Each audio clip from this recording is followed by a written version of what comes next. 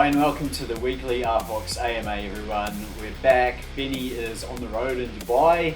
How are you doing, mate? How's Dubai? Yeah, I'm doing great, thank you, mate. Dubai is awesome.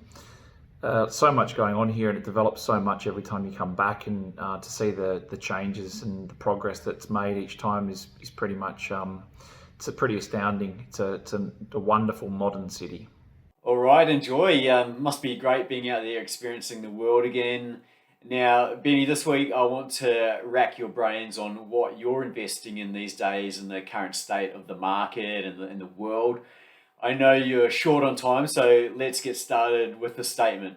Real wealth is created in a bear market. What are your thoughts on this? Yeah, I've said that a few times. It's absolutely true. Real wealth is created in the bear markets, and the reason is because in a bull market, any turkey can fly in a hurricane. But the thing is that when you're looking at a bear market, you've got to set your positions. You've got to look at carefully what you're investing in. And ultimately, those projects with a lot of potential are going to be the ones that get you massive gains during the next bull run. And I've said this a million times, your portfolio is like a cake of soap. You don't want to handle it too much because the more you do, the smaller it gets. So it's about positioning yourself the right way and getting yourself set up for the next run. All right, so looking at the next run, what are the emerging crypto market segments that you're looking at now for the biggest gains in the next bull run? So we wouldn't be in the metaverse sector if we didn't think that was going to be the big play. Ultimately, I'm looking for metaverse platforms that actually have a number of things like interoperability. Games are focusing on e-commerce and retail, which is going to be massive. But ultimately, everybody can say they're a metaverse company. But that interoperability, also the VR component has to be there. So I'm looking at also metaverse companies that own a lot of their own infrastructure or are building a lot of their infrastructure, because if it's plug into other people's infrastructure, you find that what happens is they're at the mercy of whatever those people decide. So ultimately owning the pieces of the platform is very, very important. I'm also looking at a couple of the NFT projects that are using the NFT, I guess, community building aspect to sort of build out their metaverses. Some of them are pretty clever in their approach. Some of them are going speed to market. Others are going for the longer term. So I'm looking at doxed teams. I won't invest in any team that's not doxed anymore. I'm looking for proper roadmaps, people that are actually looking at building out stuff that's substantial.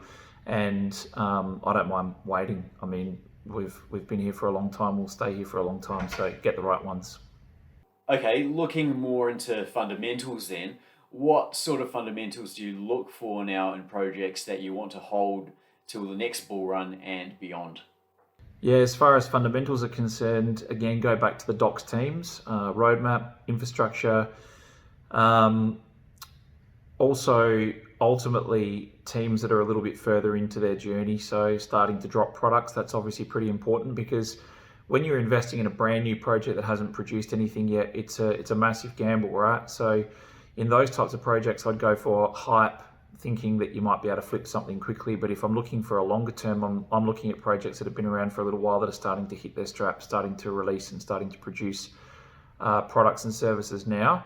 I'll look at the team, obviously the depth, and if I can't get much information, that worries me a little bit, but I'm trying to find how deep the teams are, how many people do they have, what are they trying to build, and whether it's possible. And the thing is, being on this side of the fence, we can determine very quickly what's possible and what's hype or garbage.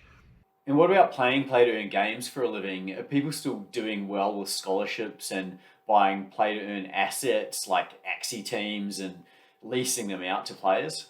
Yeah, the play-to-earn economy is still obviously thriving. It's actually doing very well now in this down market because people are looking to subsidise incomes, and you hear about stories of people leaving their jobs all the time, and especially in the Southeast Asian region. I think obviously the model, it has to continually evolve, and we've seen that the front runners in the space have sort of reached that brick wall once they get to a certain inflection point and start onboarding a number of people, because where do the funds come from if they're not coming through the other side? So you've got to have a very well balanced, it's a horrible adage to use, but the whales and plankton need to be very much balanced, and you have to have a self-sufficient ecosystem. And if that's not the case, then you'll struggle. But play to earn mechanics are changing rapidly on a daily basis, and I think the metaverse is going to bring in a ton of new directions, and that's what we're working on now with our new economic model. Okay, and the new economic model, that's to be released very soon, so keep a lookout for that. Now, just to follow up on that last question, could RFOX Games consider creating a game with a scholarship capability, or what are the plans for RFOX Games coming up? So RFOX Games will have a lot going on in the next couple of months. Lots of upcoming things, especially with Metaverse integration. Also, a number of changes to COGS as well. So, as far as games are concerned, there's another game coming in less than 3 months. So that's the second one. The first one's had more than 100,000 downloads. So we expect that we'll keep hitting inflection points and growing, especially in this Southeast Asian region. And we're tackling stuff that's probably going to be focusing on the trends that are coming, not the trends that are here now. So I guess that's part and parcel for what we've always done, and I think that's it's going to serve us very well long term. So stay tuned. Okay, sounds like there's a lot happening with games. Now, question on yield. If you just keep your money or your savings at the bank, you're losing due to inflation. Right now in crypto investments, what's the minimum yield you look for? What sort of yields are achievable? Yeah, not a big fan of keeping my money in a bank. Obviously, I haven't done that for a long time now, and ultimately, yeah, like Cake probably provides the huge yields and returns, but the thing is that everything's been in a down trend, right? So I think a lot of people are sort of looking to subsidise, and if your value's gone down, you just wait. You wait for the next cycle round, and as long as people are actually building and still active on that side, it will happen.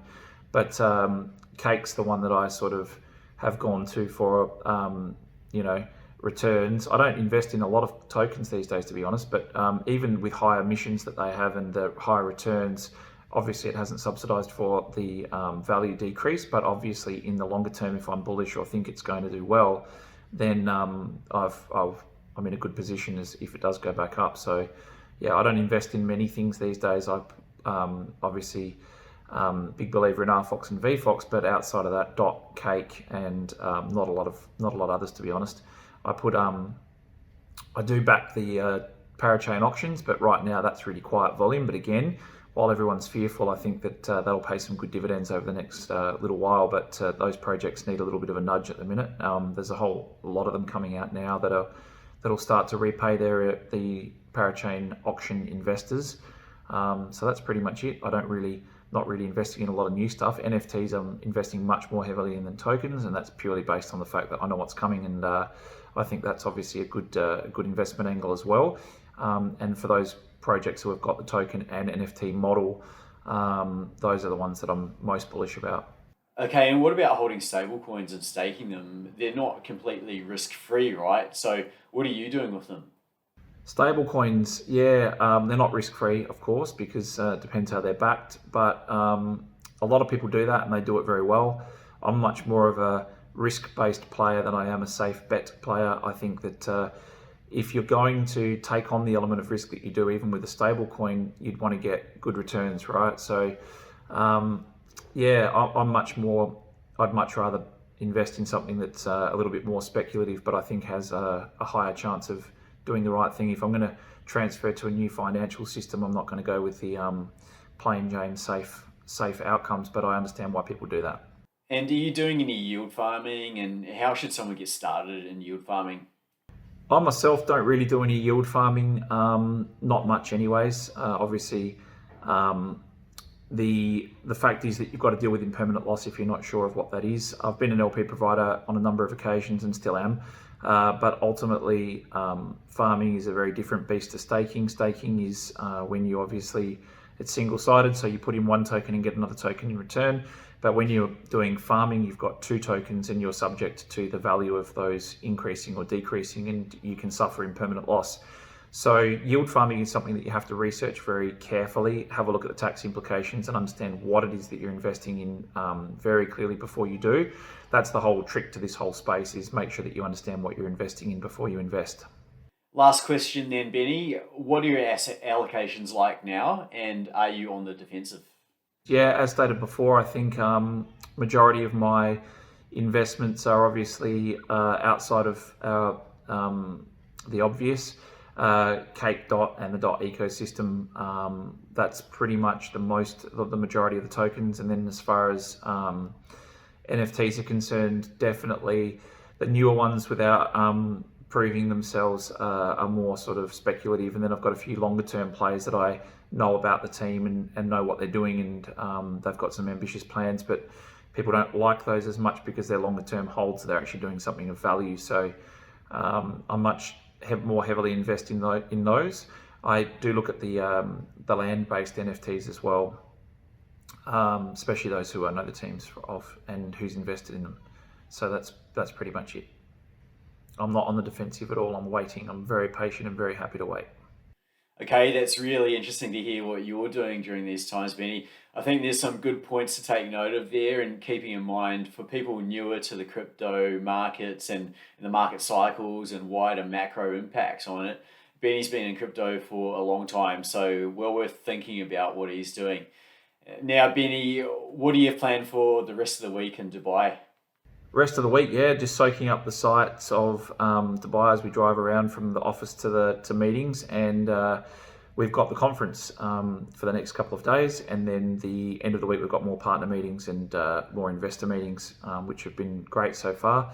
Getting a chance to hang out with Glenn, the co-founder, and also Joe Torfik, our advisor, and we've got a couple of people from the media team here as well. So it's been fantastic to sort of work on the different timescales. I get to go out to dinner at night, which is a rare luxury, and sit down and talk like a civilized human being. So it's been nice. Really looking forward to it and spending some quality time with my family on the weekend.